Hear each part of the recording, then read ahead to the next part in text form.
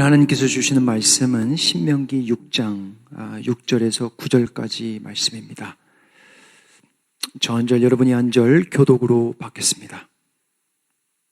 오늘 내가 내게 명하는 이 말씀을 너는 마음에 새기고 내 자녀에게 부지런히 가르치며 집에 앉았을 때에든지 길을 갈 때에든지 누워 있을 때에든지 일어나 날 때에든지 이 말씀을 강론할 것이며 너는 또 그것을 내 손목에 매어 기호를 삼으며 내 미간에 붙여 표로 삼고 또 내 집 문설주와 바깥문에 기록할지니라.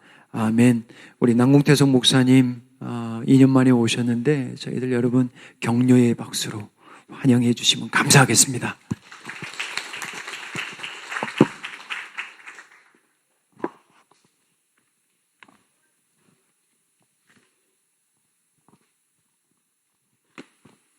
네, 여러분 반갑습니다. 주은혜 교회 창립 1주년부터 제가 참석해서 계속 여러분들이 어떻게 하나님의 교회를 만들어 가고 있는지 잘 보고 또 기도하고 함께 하고 있습니다. 또 잊지 않으시고 계속적으로 후원해 주시고 기도해 주셔서 감사드립니다.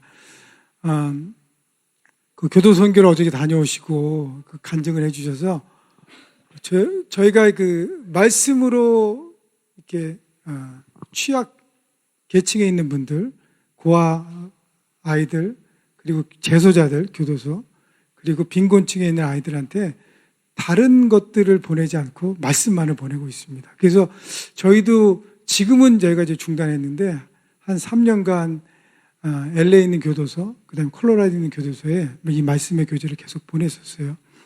그리고 이걸 보면서 제가 생각난 건데 여러분이 후원하시고 기도해 주시는 건 멕시코 나주원 선교사님도 재소자 사역을 하시거든요, 멕시코에서. 그래서 한번 저도 방문했다가 목사님 교회에 한번 그 재소자 있는 분들을 찾아가서 한번 말씀을 나눴으면 좋겠습니다. 제가 덜컹 겁이 나는 거예요. 와, 이분들을 만나는 것도 겁이 나는데 거기 가서 어떻게 말씀을 전할까? 근데 제 안에 그 집사님이 간증해 준 것처럼 너무 교만한 마음이 있었던 것 같습니다. 가니까 그 모든 분들이 너무나 순수한 어린 양처럼 하나님 말씀을 사모하고 또 하나님에 대한 갈망함이 있었더라고요. 그들이 한 번, 두 번 실수했지만 다시 한번 일어나기 위한 몸부림을 치고 있던 모습을 보면서 제 안에 있었던 그 교만한 마음을 회개하고 저도 모르게 성령에 붙잡혀서 말씀을 전하고 왔습니다. 여러분, 선교는요, 단기적으로 가면 그분들에게 큰 도움은 없습니다, 사실. 누구에게 도움이 돼요? 내게 은혜가 됩니다. 여러분, 그래서 교회 안에서 어떤 선교든지 열려 있을 때 제가 가겠습니다. 여러분, 자원하셔서 하나님의 은혜를 누리시는 여러분 모두가 되시기를 주님의 이름으로 축복합니다. 많은 분들이 아멘 안 하시는 것 같은데요. 제가 기도하고 말씀 나누겠습니다. 존귀하신 하나님, 오늘도 주은혜 교회 성도님들과 만날 수 있도록 인도하셔서 감사합니다. 하나님, 저는 가리시고 하나님 말씀만이 모든 성도님들의 심령 가운데 심겨질 수 있도록 성령의 역사하시고 우리 모든 성도님들을 붙들어 주시옵소서. 예수님의 이름으로 기도하였습니다. 아멘. 자, 한국교회, 이민교회는 코로나 이전에도 그랬지만 이후에 더욱 안타깝지만 쇠퇴하고 있습니다. 기독교 리서치 기관의 조사에 따르면 특별히 교회의 다음 세대가 사라지고 있습니다. 여러분, 주은혜 교회에 아이들이 많은 것 너무나도 큰 축복입니다. 한국에 있는 가장 큰 교단 중에 하나가 장로교 합동측과 통합측인데요. 그 교단의 30% 있는 교회가 주일학교 아이들이 아예 없답니다. 자, 30% 안에는요, 주일학교 아이들이 1명 있고 2명 있고 3명 있고 4명 있는 교회는 포함되지 않았습니다. 여러분, 그렇다면 한두 명 있는 제대로 된 주일학교, 교회학교 없는 교회를 합쳐보면 상당수의 한국 교회가 주일학교가 없습니다. 여러분, 이민교회도 마찬가지입니다. 교회의 아이들이 떠나고 있습니다. 여러분, 우리는 지금 큰 기로에 서 있습니다. 다음 세대를 모두 잃어버리냐, 아니면 새롭게 하느냐. 여러분, 다음 세대가 사라지면 교회는 미래가 없습니다. 여러분, 우리 세대는요, 다음 세대가 쇠퇴하는 것을 바라보는 증인이 될 수도 있고요. 우리가 어떻게 하느냐에 따라서 다음 세대를 새롭게 하고 부흥케 하는 부흥의 디딤돌이 될 수 있습니다. 다음 세대 자녀들을 세우는 신앙교육은요, 교회 학교 사역자, 목회자, 교사에게만 있지 않습니다. 사람은 일주일에 한 번 만나는 것으로 절대 변화되지 않습니다. 여러분, 가정에서 아이들을 버릇없이 키우고 유치원 보내고 학교 보내서 예절 바른 아이로 자랐으면 좋겠다? 실제로 가능할까요? 아닙니다. 그거는 착각입니다. 자녀들의 신앙교육은요, 매일매일 자녀와 함께 살아가는 가정에서부터 시작돼야 됩니다. 여러분, 아이들이 다 부모님들도 많이 계실 텐데요. 여러분, 큰 자녀들도 관계없고요. 여러분의 손주, 손녀를 생각해 보면서 이 말씀을 들었으면 좋겠습니다. 여러분, 그러기 위해서는 누가 바로 서야 된다? 부모가 바로 서야 합니다. 오늘 말씀의 제목이 말씀밖에 없습니다. 한데 부제는요, 여러분은 어떤 부모이십니까? 라는 질문입니다. 다시 한번 묻습니다. 여러분은 어떤 부모이십니까? 여러분, 그 대답은 여러분이 할 수 없습니다. 누구한테 들어야 돼요? 여러분의 자녀에게, 여러분의 손주에게 들을 수 있습니다. 여러분의 신앙교육은, 여러분 자녀들의 신앙교육은 그들이 아무리 성장했대도요, 누구의 책임이에요? 바로 부모의 책임입니다. 자, 오늘 보는 본문 신명기는요, 하나님께서 출애굽 후에 이스라엘 사람들에게 하나님의 언약 백성으로 이 땅을 어떻게 살아가야 하는지 삶의 방법, 삶의 매뉴얼을 주셨습니다. 그리고 오늘 본문에 보니까 이 모든 것들을 부모가 먼저 숙지하고 자녀들에게 가르치라고 했습니다. 이것이 선택사항인가요? 필수사항인가요? 오늘 본문에 보면 오늘 이 말씀, 이 명령은 뭐죠?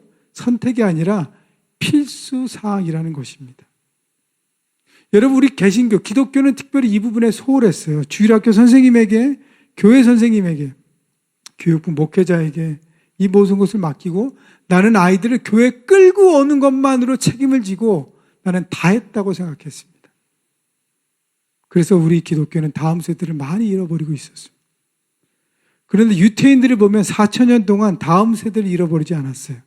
물론 그들의 교육 방법과 내용들이 저희가 차이가 있지만 그들이 잘했던 것은 뭐냐면 부모가 철저하게 자기 자녀들의 신앙 교육을 책임졌다는 것입니다. 얼마 동안요? 지난 4,000년 동안. 여러분, 그렇습니다. 그 비결은 단 하나예요. 부모가 자녀들의 신앙 교육을 책임지고 말씀으로 양육했다는 것입니다. 여러분, 그렇습니다. 하나님 말씀만이 유일한 대안입니다. 가정을 살리는 유일한 대안입니다. 말씀밖에 없습니다. 그렇다면 부모가 자신의 자녀를 말씀으로 양육하기 위해서 어떻게 해야 하는지 오늘 3가지 대지를 통해서 함께 나누도록 하겠습니다. 오늘 첫 번째는요, 본문 6절을 한번 다시 볼까요? 한번 같이 읽겠습니다. 시작. 오늘 내가 내게 명하는 이 말씀을 너는 마음에 새기고. 자, 말씀을 마음에, 이 명령을 꼭 지켜야 될 이 말씀을 마음에 새기라 그랬습니다. 자, 한국어 성경에는 마음에 새기라 그랬는데 히브리어 언어에 보면요, 히브리어 원문에 보면 와하유라는 표현을 쓰면서 영어로 하면 shall be, become. 이게 뭐예요? 말씀을 내 안에 저장하고 말씀의 사람이 되라는 것입니다. 말씀을 그냥 읽고 생각하고 이해하고 끝나는 것이 아니라 말씀을 먹고 말씀의 사람이 되어야 된다는 것이에요. 그러기 위해서는 먼저 말씀을 읽어야 합니다. 여러분에게 제가 조심스럽게 묻습니다. 여러분, 예수를 믿은지 교회를 다녔는지 얼마나 되었는지는 아무 상관이 없습니다. 나는 지금 하나님 말씀을 매일 정기적으로 스스로 읽고 있습니다. 여러분 마음 가운데 손을 들어보십시오. 또 하나 질문입니다. 나는 창세기부터 요한계시록까지 성경 전체를 내 스스로 한 번 이상 일독 완독했습니다. 여러분 마음껏 소원들 들어보십시오. 여러분 만약 그렇지 않다면 여러분은 도대체 지금 뭘 믿고 계십니까? 내가 원하는 허상의 하나님을 만들고 내 욕심을 채우기 위한 신앙을 갖고 있지 않나? 여러분 돌아보셔야 합니다. 내 안에 내가 아닌 하나님의 말씀, 하나님의 주인이 되기 위해서는요, 다른 방법이 없습니다. 말씀으로 채워야 하는 것입니다. 나는 주일날 매주일 와서 설교를 듣고요, 매일 새벽 기도하고요, 주중 모임에 빠지지 않고 성경 공부합니다. 다 좋습니다. 여러분, 주일 예배를 빠지지 않고 참석하는 건 너무 좋습니다. 주일 설교에 하나님께서 주신 목사님 통해서 주신 주일 설교의 말씀은 내가 인생을 살아가는 총론이에요. 한 주간을 살아가는 총론입니다. 자, 그 다음에 내일 월요일이 되었어요. 이 날은 내가 스스로 말씀을 붙들고 읽고 나의 삶의 현장에서 말씀대로 살아나기 위해서 싸워야 하는 것입니다. 이것은 하나님께서 각자에게 주신 강론을 들어야 되는 것이에요. 내가 주일날 설교를 듣고 나의 말씀에 대한 걸 다 했다? 여러분 착각입니다. 그것은 우리가 일주일의 삶을 시작하는 시작 포인트예요. 그리고 나서 말씀드렸듯이 여러분의 삶 현장에서 매일매일 내가 말씀을 스스로 읽어가며 하나님의 뜻을 분별하며 삶 현장에서 싸워내야 하는 것입니다. 여러분 그렇게 하기 위해서는 매일매일 말씀을 단순히 읽는 것이 아니라 말씀을 마음에 두어 생각하는 묵상을 해야 합니다. 그래서 저희 원바디 선교단체는요, 그냥 말씀을 읽으시다 아니라요, 말씀을 구체적으로 읽고 깨닫고 묵상하기 위해서 주어지는 본문이 있잖아요. 매일 어떤 교재를 쓰든 어떤 방법을 쓰든 저는 관계없습니다. 어떤 하루에 본문이 주어지면 그 말씀 가운데 한 절을 택하십시오. one verse를 택하셔서 그 한 절을 가지고 하루 종일 생각하는 것입니다. 하나님, 오늘 이 말씀을 왜 내게 주셨습니까? 왜 오늘 이 시간에 이 말씀을 내게 주셨습니까? 나를 향한 하나님의 마음을 구하셔야 합니다. 여러분 묵상은요, 내 지성과 마음과 의지가 모두 연결된 것입니다. 하나님 말씀을 읽었습니다. 내가 지성으로 머리로 깨닫습니다. 아, 그렇구나. 그렇게 해야 되는구나. 그 다음에 뭐죠? 내 가슴이 움직여야 돼요. 마음으로 깨달아야 합니다. 아, 내가 그렇게 살지 못했구나. 내가 이렇게 했어야 되는데 가슴이 찢어져야 합니다. 그 다음에 어떻게 해요? 내 손과 발을 움직여서 그러면 내가 어떻게 할 것인가? 내가 삶의 현장에서 살아가야 하는 것입니다. 내 지성과 감성과 의지가, 지정의가 모두 연결되어야 합니다. 오늘 말씀 그 다음 말씀 한번 보시겠어요? 골로새서 3장 16절 한번 같이 읽겠습니다. 시작. 그리스도의 말씀이 너희 속에 풍성히 거하여, 네, 여기까지만요. 하나님 말씀이 풍성히 거하도록 해야 합니다. 이런 풍성히 거하되려면요, 계속적으로 말씀을 읽어야 합니다. 읽기 위해서는 첫째, 마음을 열어야 합니다.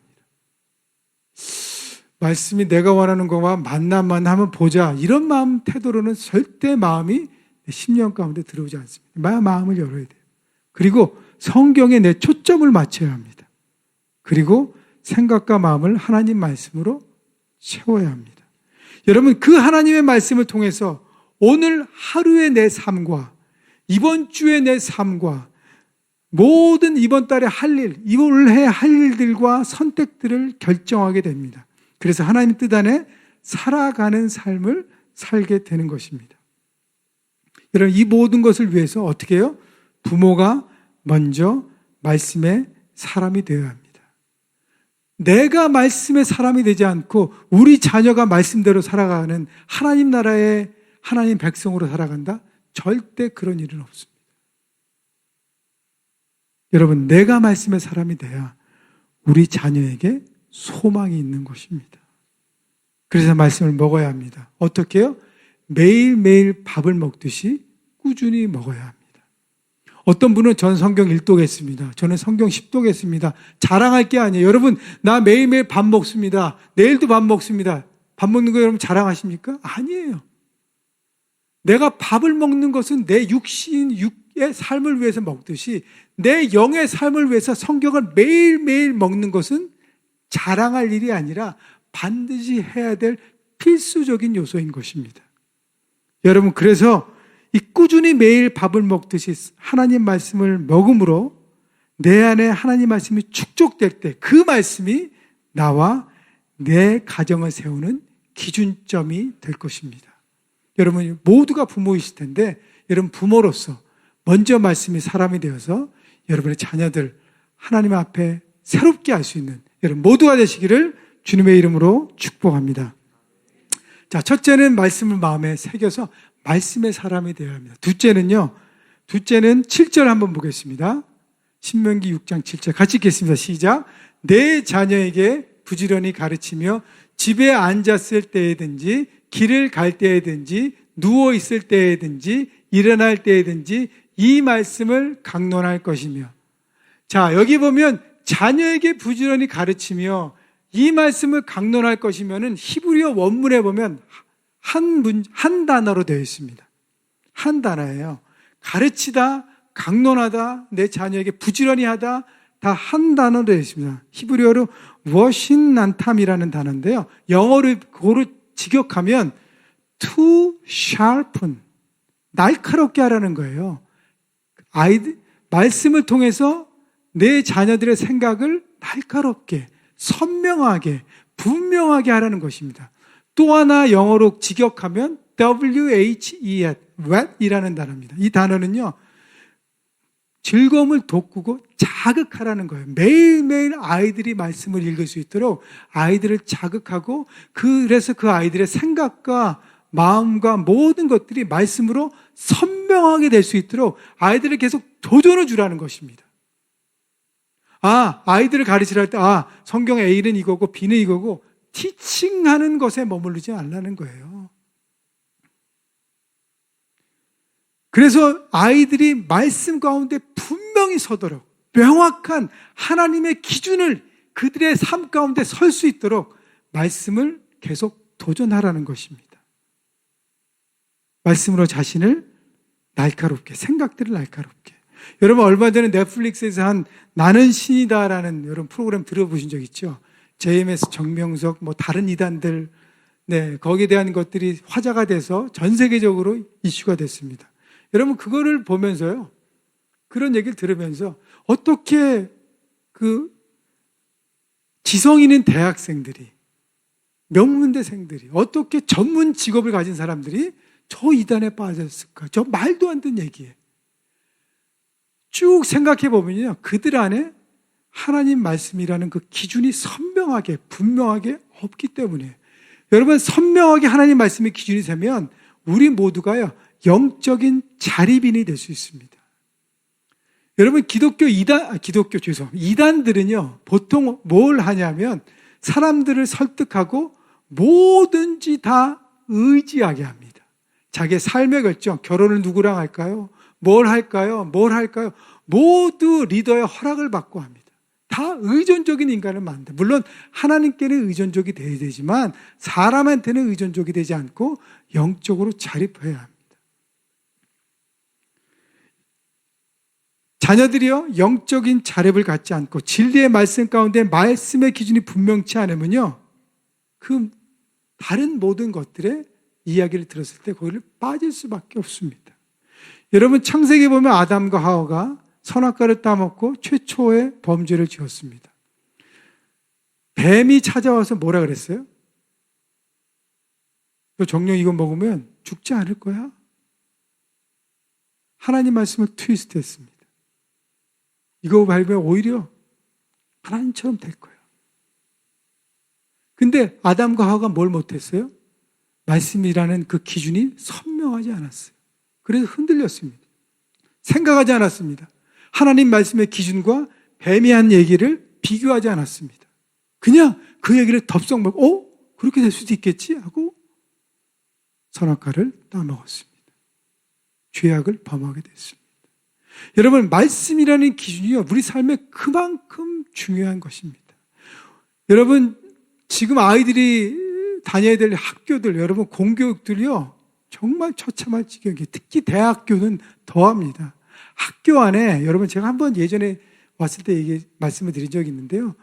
여러분, 화장실도 남녀가 없어요, 이제는요. 그냥 자기가 원하는 젠더에 따라서 그냥 들어가는 거예요. 다 같이. 동성연애에 대한 부분이 만연해 있고요. 여러분, 이 세상의 현실 가운데 아이들을 보낼 수밖에 없습니다. 아이들이 말씀이라는 기준이 선명하게 쓰지 않으면 이 더러운 교리 가운데 노할 수 없고요. 세상에 대해서 노할 수 없이 그거를 따라갈 수밖에 없습니다. 저희 아이가 지금은 이제 20대 중반인데요. 그 아이가 처음에 대학 갈 때 샌프란시스코 쪽으로 대학을 갔는데 학교 오리엔테이션을 참석하려고 아이를 데리고 갔습니다. 그래서 우리 간 김에 샌프란시스코 하면 시내 한번 가보자. 그래서 그 바트라는 지하철 타고 딱 내렸는데 그날이 동성연애 퀘어 축제를 하는 날이었어요. 막 도시가 그냥 난리예요. 울긋불긋한 사람들로 그냥 난리. 와, 근데 이런 도시에 우리 아이를 맡기고 가야 된다는 것 자체가 제 안에 막 두려움이 오더라고요. 하필 그날 가가지고. 그래서 아이한테는 뭐 이렇게 살아야 돼, 저렇게 살아야 돼 얘기하는 것보다 어떻게 하면 좋을까.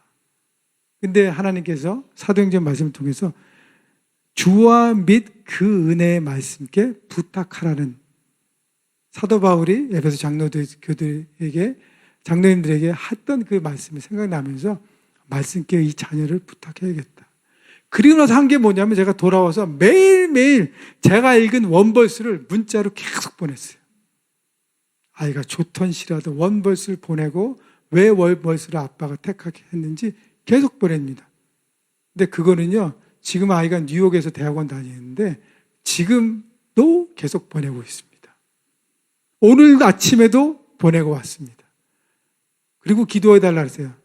기도해줘. 오늘 주은혜 교회 설교하러 가. 그랬더니 아빠 화이팅! 이러면서 I believe in you 이렇게 보냈더라고요.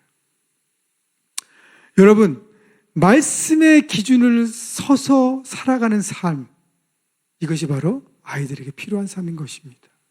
여러분, 은행에서요, 위조 지폐를 이렇게 연구하는 팀들이 있는데요. 위조 지폐를 연구할 때 A라는 위조 지폐, B라는 위조 지폐, C라는 위조 지폐, D라는 위조 지폐를 다양하게 넣고 연구하지 않습니다. 뭐만 연구하냐면요, 진짜 화폐만 가지고 연구합니다. 이것만 주구장창 보도록 해요. 계속적으로 매일매일 진품을 보면요, 가짜가 오면 딱 구분할 수 있습니다. 그래서 여러분, 명품 매장에서 일하는 직원들이요, 명품을 매일 보니까 가품을 들고 오는 손님 보면 저거 가짜구나 딱 아는 거예요. 어떻게 알아요? 매일매일 진품을 보기 때문에. 여러분, 하나님 말씀이라는 진짜 진품을 매일매일 읽어가면 가짜인 진리와 교리들과 이런 사상들이 올 때 어떻게 해요? 아이들이 스스로 걸러낼 수 있는 힘이 그 안에 생기는 것입니다. 뭘로요? 하나님 말씀이라는 기준 때문에. 여러분, 그래서 세상에 대해서 노할 수 있는 하나님의 자녀들이 될 수 있는 것입니다. 그래서 오늘 본문에 보니까 집에 앉아 있을 때든지 길을 갈 때든지 누워올 때든지 일어날 때든지 이게 뭐예요? 항상 꾸준하게 매일 하라는 것입니다. 그런데 많은 분들이 어떻게 매일 아이들을 말씀으로 가르치는 게 너무 어렵습니다. 설교해야 됩니까? 막 그렇게 얘기하는데요. 그래서 저희가 선교단체에서 이렇게 계속 가르쳐 드리는 거는 뭐냐면, 자녀들과 함께 같은 본문을 읽고 내가 원벌스를 택했듯이 아이들에게도 원벌스를 택하게 하는 것입니다. 그리고 돌아가면서 아빠가 먼저 나는 오늘 본문 중에서 이 말씀이 가장 나에게 은혜가 됐어. 그 이유는 그거야. 그리고 끝. 그 다음에 엄마, 그 다음에 자녀들. 손주도 있으면 손주들과 함께. 그럼 자녀들도 아빠, 엄마, 나는 이 원벌스가 제일 마음에 터치해. 이유는 이거야. 근데 그럴 때 부모들이 유혹이 뭐죠? 너는 왜 이 말씀을 택했어? 이런 얘기는 절대 하지 마십시오. 그 다음부터는 아이들이 입을 딱 닫습니다. 아이들이 얘기할 때, 그랬구나. 왜 그렇게 생각했니? 근데 너는 이 부분을 어떻게 적용할 거야? 너의 학교 아이들한테 어떻게 적용하려고 그래?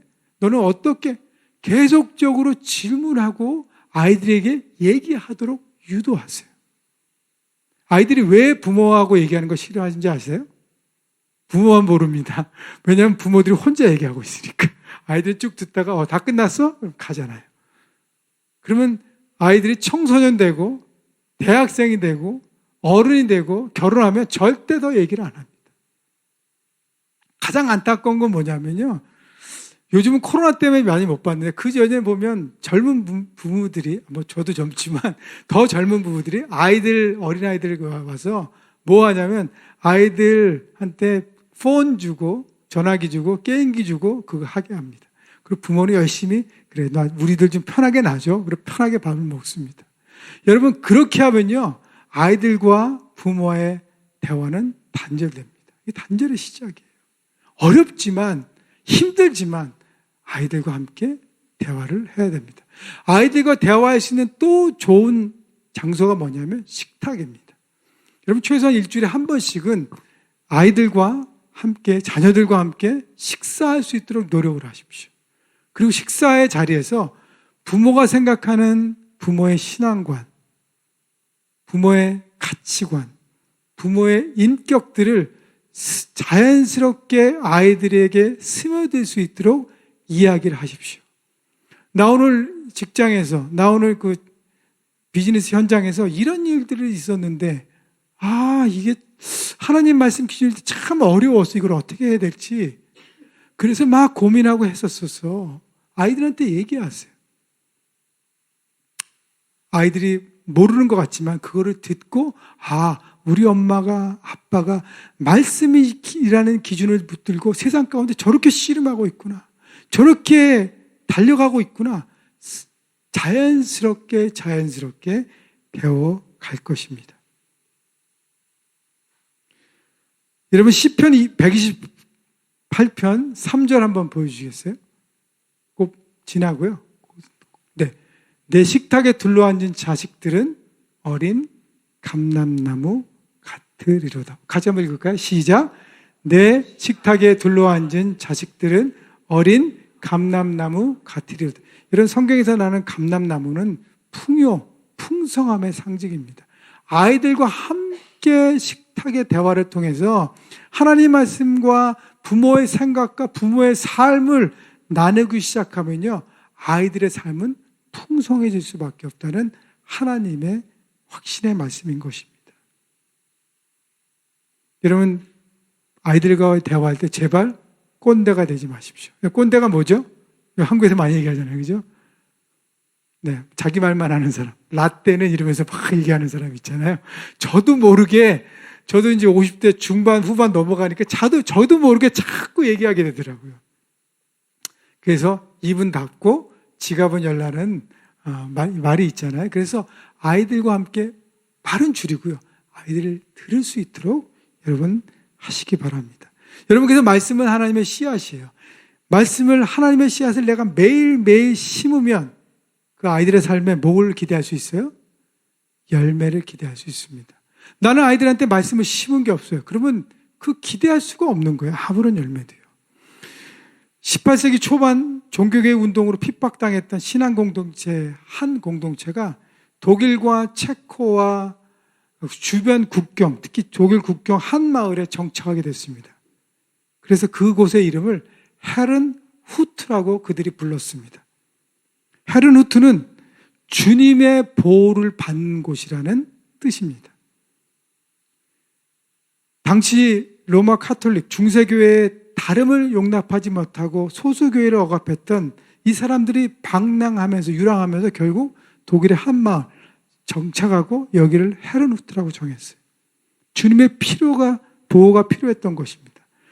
1728년 5월 3일에 헤른후트에서 새로운 운동이 일어났습니다. 아침마다 하나님 말씀을 읽고 묵상하는 로중 나눔이 시작됐습니다. 로중은 독일어로 암호라는 얘기입니다. 암호. 암구 있죠. 여러분 군대 가시는 분들은 군대 가면 암호 있잖아요.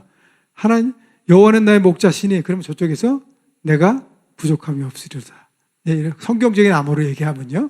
그래서 암호라는 로중이라는 표현을 써서 로중 나눔. 성경 한 구절을 암호로 정하고 매일매일 그 말씀. 왜냐하면 그들이 살아나야 되기 때문에 서로의 약속이었어요.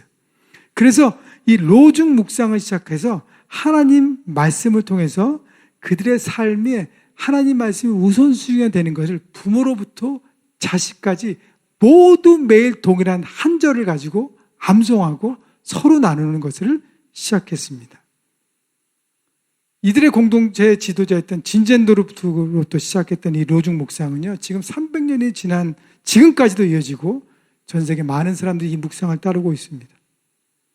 여러분, 이 헤르노트 공동체는 이 말씀을 굳게 붙잡았어요. 매일 구약 한 절, 신약 한 절. 신앙의 유산을 물려준 선진들의 기도문들을 묵상했습니다. 그리고 묵상 이후에 성경의 독서가 시작돼서요, 매일 정해진 본문을 읽다 보면 4년에 걸쳐서, 8년에 걸쳐서 성경 전체를 모두 읽게 하였습니다. 여러분, 이들은 삶은 어려웠지만 하나님 말씀이라는 이 말씀을 매일매일 붙들면서 부모로부터 자식까지 자신의 공동체를 지켜내고 지금도 그 신앙을 유지하고 있습니다. 여러분, 그래서 아까 제가 초반에도 말씀드렸지만 저희는 그 고아원, 재소자, 빈곤층 아이들에게 다른 물질과 먹을 걸 주는 단체들은 많지만 저는 말씀이라는 돌직구를 던지고 있습니다. 아이들에게 대한 소망은 지금 한 끼 배고픈 것보다 더 중요한 것은 하나님 말씀을 한 구절 먹는 것이 더 중요하지 않을까. 이들이 그에 대한 소망이 있지 않을까라고 생각해서 하고 있고요. 최근에는 저희가 2년 전에도 나눴지만 전 세계 300만 공립학교에 학교에 성경을 커리큘럼으로 들어가게 하는 작업을 하고 있어서 케냐와 과테말라와 태국과 필리핀 2023년에는 이 네 가지 나라를 집중으로 그 나라 학교 교재로 성경이 들어갈 수 있도록 굉장히 노력하고 있고요. 그리고 지난번에 나눠드렸지만 요 성경, 요한복음 단본인데요. 오케이 바이블을 스쿨 바이블이라는 이름을 가지고 아이들에게 이를 보급하고 있습니다. 그래서 여러분들이 후원하는 이 기도하는 이 모든 걸 통해서 저희가 계속적으로 하고 있고요. 마지막에 영상을 함께 보도록 하겠습니다. 자, 그래서 여러분, 내가 아이들을 양육하는 것과 창조주 하나님께 양육하는 것 무엇이 더 나은 선택인지, 그렇다면 보이진 않는 하나님께서 보이는 말씀으로 역사하고 계심을 깨닫고 여러분의 자녀를 믿음으로 양육하십시오. 자, 오늘 세 번째는요, 마지막으로 말씀을 살아내야 합니다. 8절 9절 같이 볼까요? 그 다음 말씀이요. 신명기 8절 9절 시작. 너는 또 그것을 내 손목에 매어 기호를 삼으며 내 미간에 붙여 표로 삼고 내 집 문설주와 바깥문에 기록할지니라. 자, 성경 그 말씀을 내 손에 붙들는 건 뭐냐면 자녀들이 자기 손으로 하는 모든 삶을 말씀을 기준으로 하라는 것입니다. 미간이 어디입니까? 눈과 눈 사이가 미간이에요. 미간에 말씀을 붙이라는 것은 아이들이 하는 모든 생각들, 그리고 눈으로 보는 것들을 하나님 말씀을 기준으로 하라는 거예요. 그 다음에 문설주는 집안에서 살아가는 모든 삶의 모습을 하나님 말씀을 기준으로 하게 하라. 그 다음에 바깥문은 집의 문을 나갔을 때 삶의 현장에서 어떻게 살아가야 될지 말씀의 기준으로 살아가도록 계속 어떻게 해요? 격려하고 도전하라는 것입니다. 내가 손으로 하는 모든 행동들, 바라보는 모든 것들, 생각하는 모든 것들, 가정 안에서 가정 밖의 삶의 현장에서 모두 말씀의 기준으로 살아냄을 가르치라는 것입니다. 근데 중요한 건 뭐냐면요, 아이들은 부모의 말을 듣고 배우지 않는다는 것입니다. 뭘 보고 배워요? 부모의 뒷모습을 보고 배웁니다. 즉 부모가 어떻게 살아가는지 자녀들이 다 보고 있다는 것입니다. 여러분, 부모들 중에 우리 애들은 참 말 안 들어. 어릴 때는 말 진짜 잘 들었는데, 여러분, 어릴 때는 부모의 삶을 판단하고 할 능력이 없었어요. 근데 성장하면서, 머리가 커지면서 부모의 삶을 다 보고 있기 때문입니다. 여러분, 통계에 의하면요, 70~80%의 자녀들이 대학을 부모를 떠나서 간 다음에 다 교회를 떠난다고 합니다. 왜요? 자기의 스스로 움직일 수 없는, 부모를 통해서 왔다 갔다 해야 될 때는 할 수 없이 따라가지만 스스로 자기 삶을 결정할 때가 되면 어떻게 해요? 교회를 안 간다는 거예요. 그 이유는 뭐죠? 부모의 삶을 보기 때문에 가지 않는다는 것입니다. 여러분, 말과 행동은 떨어지지 않습니다. 그동안 내가 어떻게 살아났는지에 따라서 내 말의 무게가 결정됩니다. 여러분, 이재철 목사님 쓰신 참으로 신실하게라는 책을 보니까 이런 예어가 있더라고요. 스페인 마드리드 남쪽 72km 지점에 위치한 고도 톨레로라는 곳에는 유명한 알카자즈라는 성이 있다고 합니다. 이 성은요, 1936년 스페인 내전에 발발되었을 때 좌파 민주주의를 추구했던 공화파와 프랑코를 중심으로 한 민족파 간의 최대 격전지, 전쟁터였다는 것입니다. 병력과 무기 등에서 월등한 공화파가 당연히 모든 면에서 우세했습니다. 하지만 알카자르 성 안에 완전히 포위당한 민족파는요, 모스카르도 대령의 타고난 리더십 안에서 전원이 죽을 각오를 하고 하루 한 끼를 먹으면서 무려 70일 동안 버티면서 결사항전으로 대항하고 있었습니다. 이렇게 죽기를 무릅쓰고 대항하자 성의 함락이 결코 쉽지 않은 것을 확인한 성 밖에 있는 공화파 지휘관은요, 마침 성 밖에 살고 있는 성 안의 지도자 모스카르 대령의 아들 루이스를 인질로 붙잡습니다. 그리고 성 안에 있는 모스카르 대령에게 전화를 걸어서 10분 내로 당장 항복하지 않으면 아들을 죽이겠다고 최후 통첩과 동시에 아들 루이스를 전화기를 바꿔줍니다. 아들 루이스가 얘기합니다. 아버지, 모스카르도 대령이 얘기합니다. 그래 얘야 어떠니? 아들 루이스 괜찮아요. 그런데 만약 아버지께서 투항하지 않으면 저를 총살시키겠대요. 모스카르도 대령, 그럼 너의 영혼을 하나님께 맡기거라. 그리고 스페인 만세를 힘차게 외치고 애국자답게 죽거라.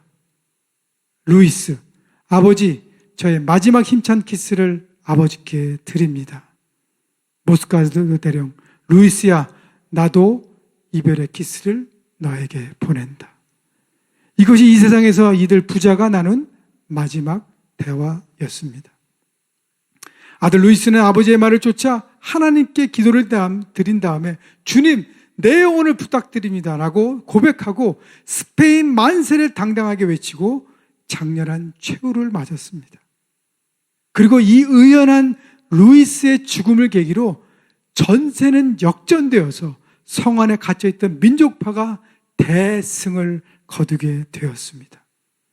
여러분, 평소에 아버지 모스카르도의 삶이 아들 루이스가 보기에 형편없었다면 여러분, 과연 그 상황 속에서 아들이 아버지의 말을 쫓아 죽을 수 있었겠습니까? 적군에게 투항하든지 변절자로 살아가든지 목숨을 구걸하고 비굴한 인생을 살았을 것입니다. 이렇게 루이스가 아버지의 명령을 쫓아 당당하고 장렬하게 죽을 수 있었던 것은 전적으로 아버지를 존경하였기 때문이고, 그 바탕에는 아버지인 모스카르도 대령의 평소의 삶이 아들 루이스가 보기에 신뢰할 만한 부분임을 보았기 때문일 것입니다. 죽음을 눈앞에 둔 아들이 흔들림 없이 최후를 맞을 수 있었던 그 아버지의 말은 바로 그 아버지의 삶으로부터 나온 것입니다.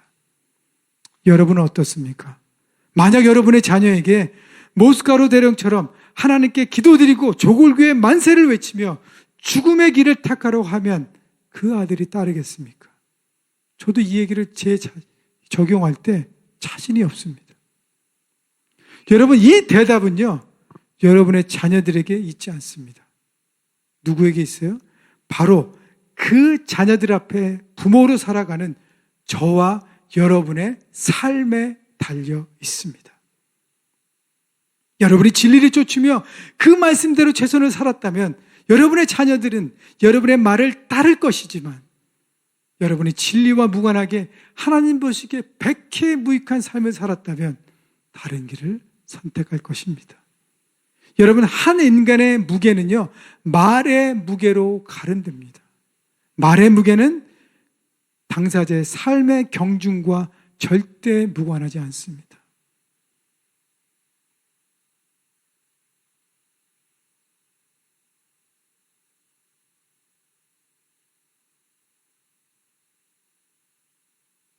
만약 내 배우자, 내 자녀들, 내 말을 가볍게 여긴다면 그 사람들을 탓할 일이 아니에요. 그동안 진리 떠나 먼지만큼이나 가볍게 살았던 내 삶을 회개해야 합니다. 여러분, 따라서 이제부터는요, 부모가 먼저 말씀을 읽고 거기에 머물러 있지 않고 말씀을 어떻게 해요? 살아내야 하는 것입니다. 오늘 말씀을 보여주십시오. 마태복음 7장 21절에 함께 읽겠습니다. 시작. 나더러 주여 주여 하는 자마다 다 천국에 들어갈 것이 아니요 다만 하늘에 계신 내 아버지의 뜻대로 행하는 자라야 들어가리라. 여러분, 천국의 보장은 말씀대로 행하는 사람만 들어갈 수 있습니다. 다음 절이요. 여러분 함께 아까 암송하셨는데 같이 읽겠습니다. 시작. 나를 사랑하고 내 계명을 지키는 자에게는 천대까지 은혜를 베푸니라. 여러분, 천대에는요, 내 자녀부터 시작입니다. 어떻게 해요? 내가 말씀으로 살아낼 때 내 자녀에게 소망이 있습니다. 내 자녀의 앞으로의 삶, 내 손주들의 앞으로의 삶, 누구한테 달려 있어요? 내 삶에 달려 있습니다. 여러분이 말씀을 진지하게 대하고 그 말씀을 살아낸다면 자녀들은 반드시 하나님의 백성으로 살아갈 것입니다. 이런 오늘 말씀을 정리합니다. 부모가 먼저 말씀 읽기를 결정하고 말씀을 묵상하고 품으며 영적인 자림의 사람이 되십시오.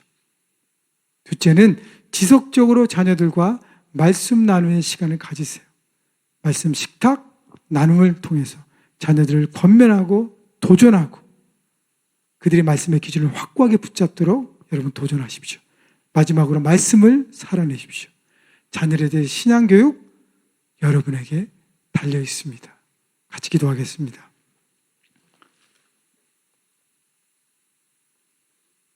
여러분 잠시 눈을 감으시고 나는 내 자녀에게 어떤 부모인지 여러분 한번 생각해 보십시오. 나는 내 자녀에게 그동안 어떤 삶을 보여주었는지. 만약 주님께서 여러분 자녀에게 너의 부모는 어떤 부모였어? 어떻게 내 말씀을 가르쳤니?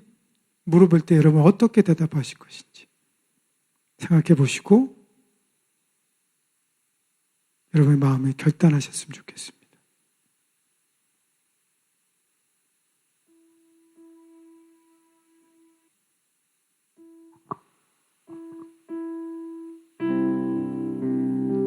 그리고 우리 조용히 통성으로 함께 기도하겠습니다. 주님, 제가 말씀을 읽겠습니다. 제가 말씀의 사람이 되겠습니다. 내 자녀들에게 말씀을 도전하겠습니다. 그리고 하나님 말씀을 살아내겠습니다. 우리 함께 기도하겠습니다. 주님, 주님, 주님, 주님, 주님, 오 주님, 오 주님, 오 주님, 오 주님, 오 주님, 오 주님.